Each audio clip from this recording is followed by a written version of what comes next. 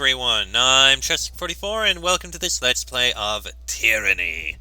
Last episode, we finished our conversation with Ebb here, took her in to take a look at what she could do and what spells she had and all that sort of stuff. I should probably, move some of these things about. And we did some experimentation with spells. Hold on, Light of the Grave. Ebb surrounds the party with a glow of grave light energy. While afflicted, the party's attacks will transfer health from enemies. Oh, that sounds useful. And it's one per encounter. Oh, I like that. I like that a lot. Anyway. Oh. Okay. I didn't mean to click that, but I did, and now I can go to Ascension Hall and Vendrian's Well Citadel.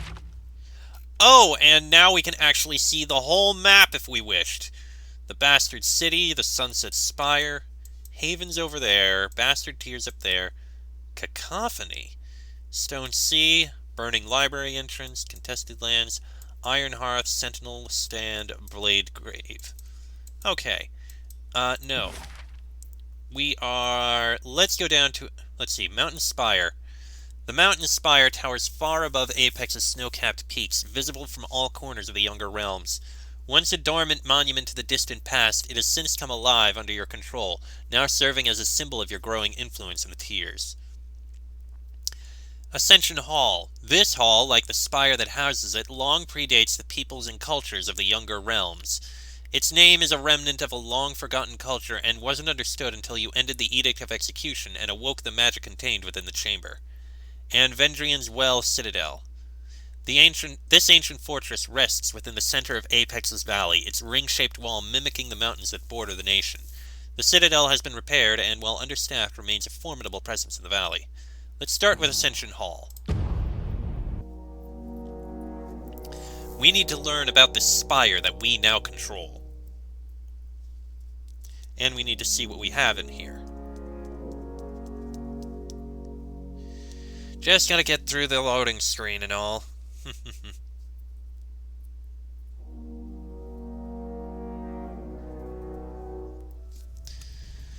Okay, so we're here. All that remains on the plates and in the goblets are molded bits of bread and dingy water. A decent meal hasn't been had in this room for a long time. The intricacies of this architecture suggest a master of craftsmanship that is far beyond what one would expect from a normal tiersman. The stone throne is caked with a solid layer of dust. No one has sat upon it for quite some time.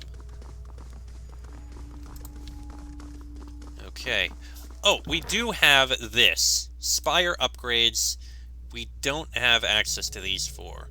Mysterious Device. The ancient device perched atop the mountain spire in Vendrian's Well is a product of a forgotten age. It is unclear what function it once had, or if it can be used again. Resting in any spire grants a bonus to all skills, which is useful. And we have these recruits here that we might be able to hire in the future. Revos, a merchant with a motley collection of items for sale, will also create camping supplies periodically. Skill Trainer, who teaches unarmed parry, dodge, and subterfuge. Skill Trainer, who teaches one-handed parry and athletics. Skill Trainer, who teaches one-handed, two-handed dodge and athletics. A Battlefield Scavenger with many unique items for sale. A Skill Trainer for one-handed, two-handed, dual-wield parry and dodge. A Smith, who regularly produces weapons. An old beast woman who regularly provides food to take into battle, and a fate binder with the ability to change what skills you are proficient in. Okay, the merchants I'm pretty sure are what we're gonna want. But let's move on and see what's outside. I will eventually do some hiring, but... Okay. So now we can look around in here. Oh! Huh, look at that. There's something. Staggering Burn, Whetstone. Yeah, I know, I'm getting consumables that I'm never going to use. Shut up. We never did take a look on the eastern side here.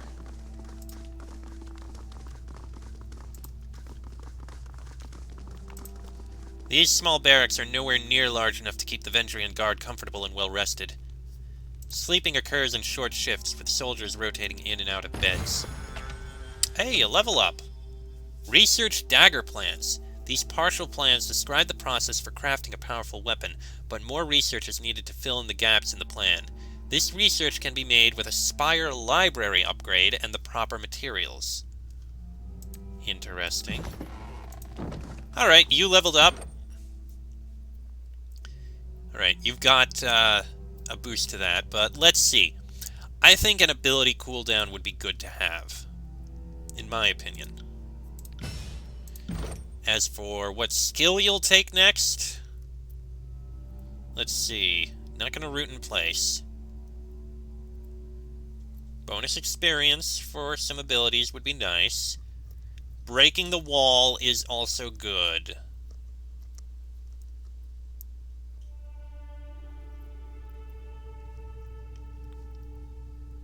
Okay, Punisher is the more offensive side, Sentinel is the defensive.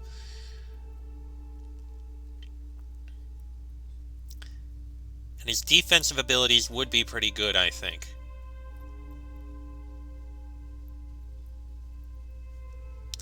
Although I like him having offensive abilities too.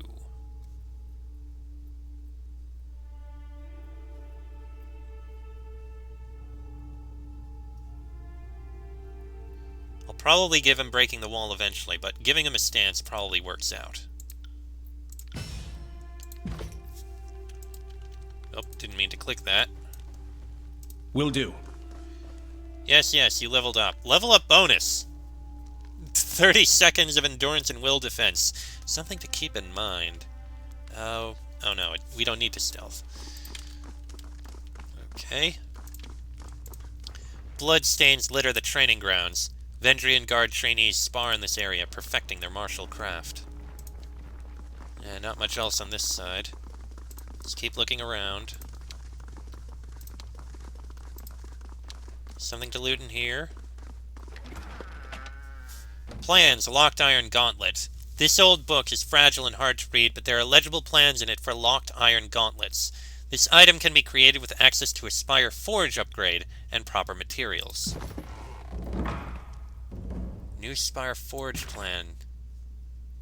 Quests, biography, encyclopedia, notes, records, tutorials.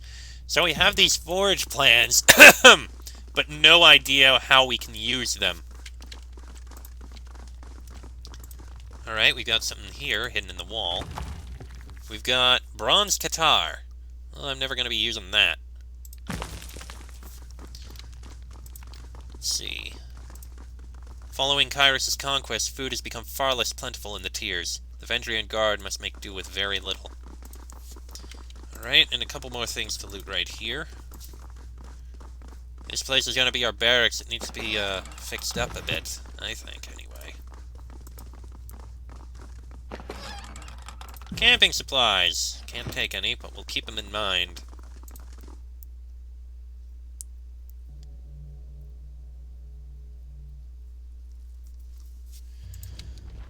Alright, I think we can look around a bit here.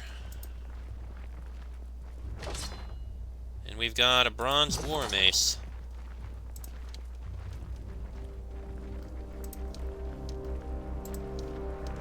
Not much to this place, really. Another bronze war mace. Hey, a level up! You learn something every day.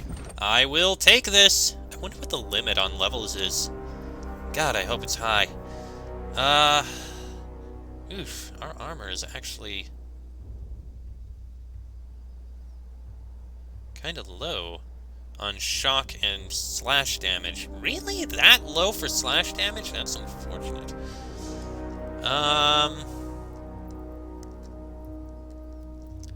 Let's go with a bit more strength. Sure. As for abilities... Okay, we got the bonus to lore skill. Additional spell slots might be useful in the future, but not now.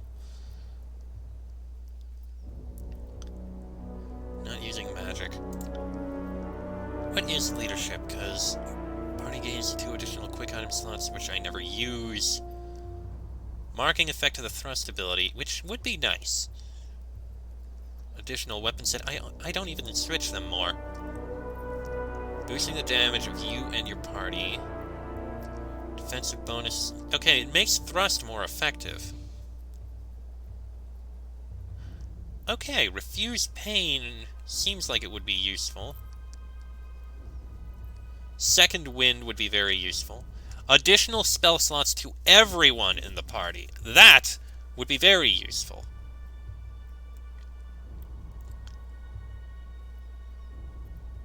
I don't care about abundant arms.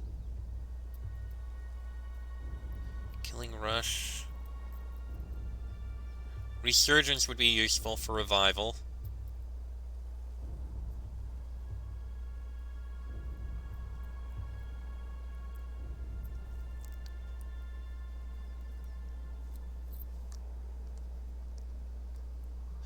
Okay, but I have some bits on defense, which are good. One-handed mastery, pinning strike. Move all recovery penalties. Shield bash, which is better than shield slam. Shield slam dazes, shield bash stuns would probably be better. Heavy guard would be useful in the future.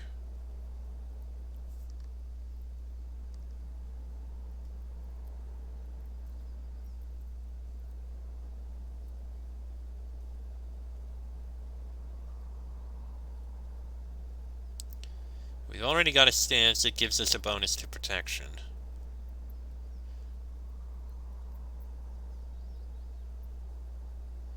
Yeah, I don't care about unarmed. I don't care about two-handed. I don't think power is something I'm going to use very much.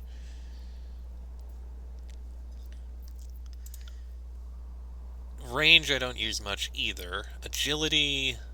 Moving faster in combat would actually probably be useful. Every single one of these has something that boosts agility, and that boosts thrust. Except range, I think. No, range does too.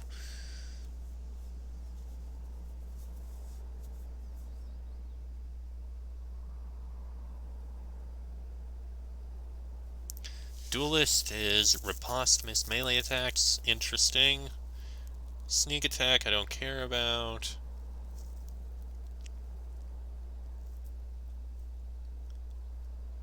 Charge would be good. Whirlwind strike would be very good.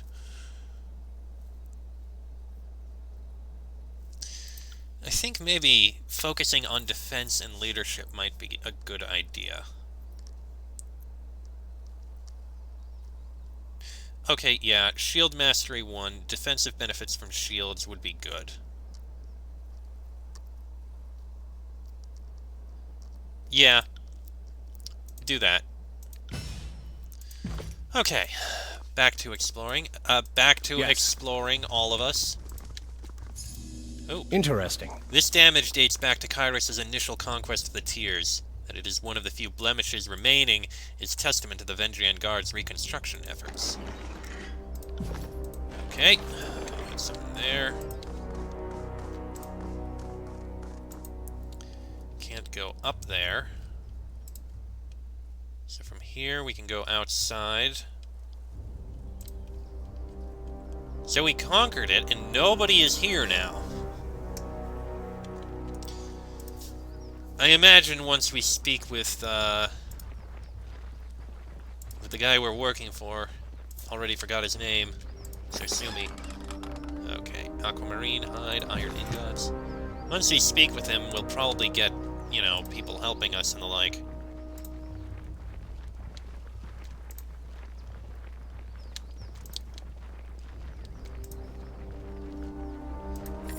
Alright, and here we have Nobleman's Sandals. Probably not going to be useful for anything, but... Alright, and there's a few things we can loot up above. Well, one thing we can loot up above. The other we would have if we actually camped.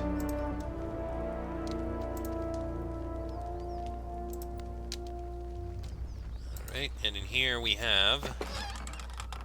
heavy leather gloves. Don't care about Sorry, that. I can't. Okay. I think that's everything we can look at here, so I guess the time has come to actually leave.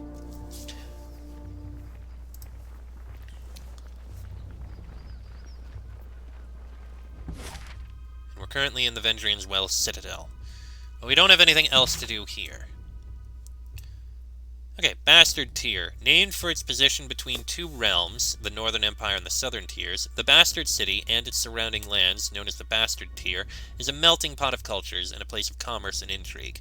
The Tiersmen of the South view the Bastard City as a place of wealth and excess, but to the people of the Northern Empire, the Bastard City is little more than a sprawling slum. Tunon the Adjudicator established his court in the Bastard City. From this foothold in the Tiers, he and his court of Fatebinders imposed Kyros's laws upon the conquered land. Vendrian's Well is the name of the central plateau of the Tiers, a mountain-ringed valley of rivers, floodplains, and scattered farmland once ruled by House Vendrian of the realm of Apex. At the heart of the valley is the mountain Spire, and at the base of the massive stone structure is an old citadel built centuries ago and largely left unused until recent times. The ladies and lords of the coastal realm of Haven are known to spend as much energy fighting each other as they do the other realms. In recent generations, many of the coastal cities rebelled and became known as the Free Cities, lawless dots along the coast. The majority of the realm's political and economic might resided within them, and by the time of Kyros's conquest of the Tiers, all major coastal powers had declared independence. This left Haven with an ambiguous ruling structure that could not simultaneously weather political infighting and armed conflict, granting Kyros's forces an easy victory. The Blade Grave is the name given to what remains of the realm of Stalwart, after its ruination when Kyros proclaimed the Edict of Storms upon the lands. The magical storm struck the disfavored and unbroken armies during the height of their engagement. Now most of what remains is a blighted landscape of discarded armor and weapons, and high winds of rust and human dust. Human dust, oof. Contested lands. These lands lay at the intersection of all four younger realms. Ruined and depopulated by constant war, they were functionally abandoned centuries ago. This unsettled gap of sovereign power became the home of the mages of the School of Ink and Quill and their library fortress, the Vellum Citadel. Prior to Kyros's conquest of the Tiers, the sages declared political neutrality and committed themselves to the collection and dissemination of knowledge. In reality, the sages hoarded their wisdom and manipulated other realms into cycles of war for centuries. This all came to a dramatic end when Kyros's Edict of Fire brought forth volcanic eruptions that turned the contested lands into a burning, ash-strewn wasteland. So that's what the Edict of Fire was. And the Stone Sea. The Stone Sea is the name given to what remains of the land of Azure after Kyros's Edict of Stone devastated the landscape. Once a rolling landscape of winding rivers and fertile plains, tectonic shifts have altered the landscape, choking rivers, collapsing roads, and altering the landscape for hundreds of leagues. Okay, and I think I see where the other spires are. We've got Sunset Spire over here. We've got two spires on the Stone Sea. And we have... Okay, I saw one more. Somewhere. Thought I saw it. There's gotta be a fifth somewhere. There it is. Down here in the Blade Grave. So there's 5 spires. Actually, you know what? Now that I think about it...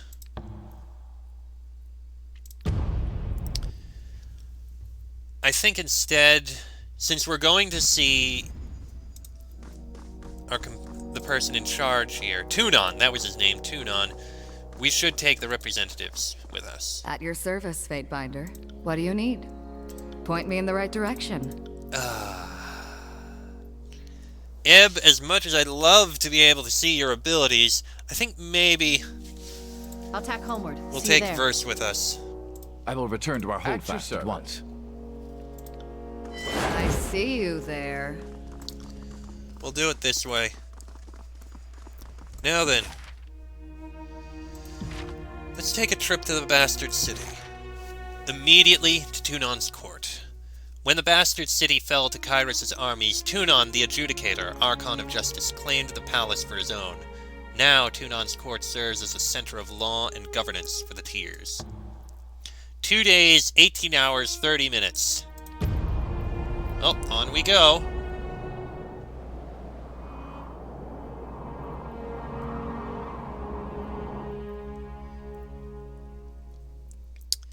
Huh. Interesting.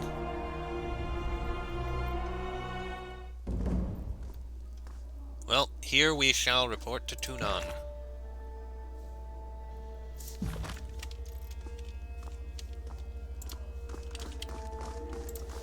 Kairos' standard, an imposing sight for both conquered and unconquered alike. Lady Lucretius. This well-dressed older woman stands apart from the milling crowds of nobles. She stares off into the distance, oblivious to your approach until you're right in front of her. Oh, greetings. She offers a reserved smile. Andrew Lucretius, formerly of Thistleholm. You have the look of someone who belongs here. A fate binder, no doubt. She nods. Do you need something from me? What are all of these nobles doing in Tunon's court? She smirks and shakes her head. Trying to look brave, I warrant. But if you crane an ear to any of their conversations, you'll hear a different tale. 3 years since Tunon set up shop in the Bastard City, we're still getting used to our new masters, and figuring out what we can and can't ask of them. She nods to the assembled nobles. These are smart, ring-plenty folk. The way they approach Tunon, you'd think they were raised under a tyrant's lash. Some have come to settle a grievance, others to pledge fealty. I've been standing around long enough to know that the Adjudicator doesn't care for empty gestures. How has the Bastard City fared since the conquest?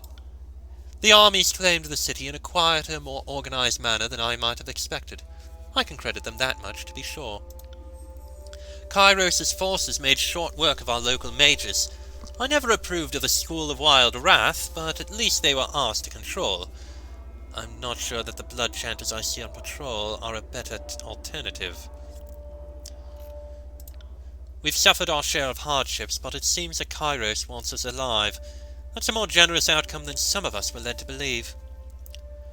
What brings a noble like yourself to Tunon's court? A frown cracks her pleasant demeanor. Like the rest of the frightened inbreds here, I came to see Tunon and ask him to right a wrong. My manor was destroyed during the conquest. I told the Adjudicator my woes, but we didn't exactly see eye to eye.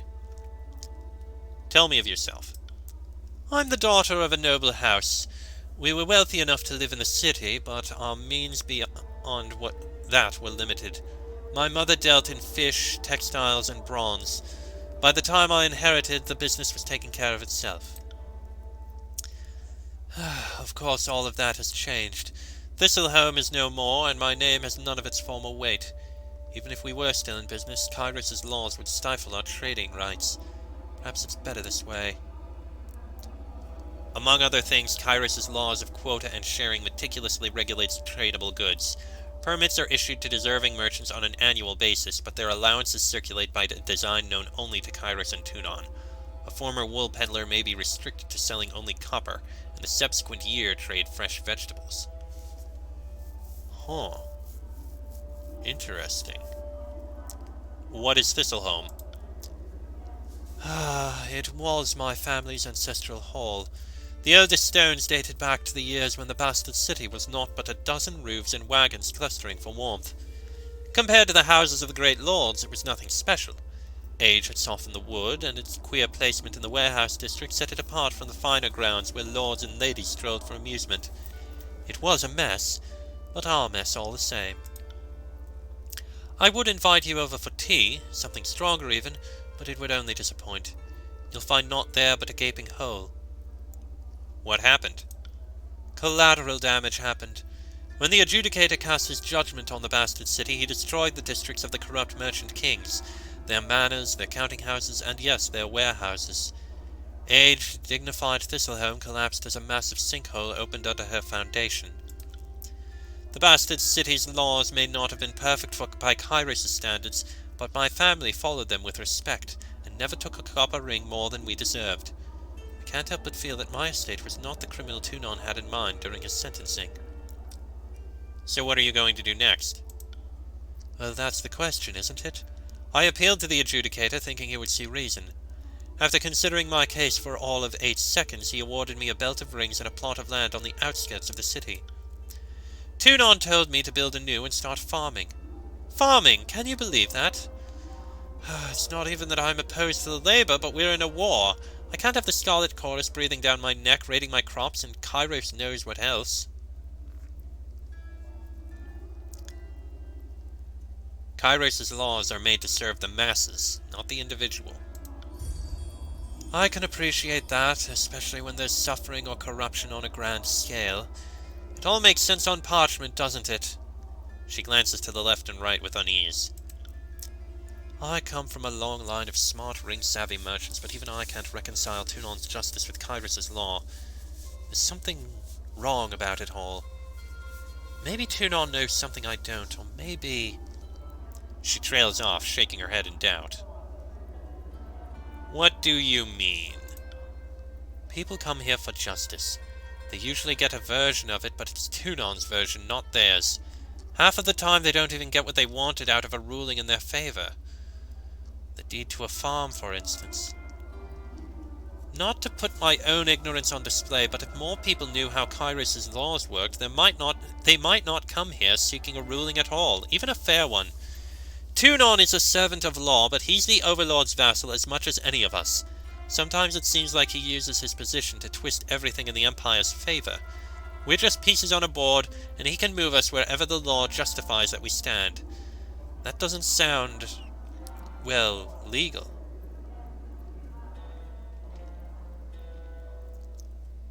Oh my god, I can bribe her! How much is my silence worth you? No.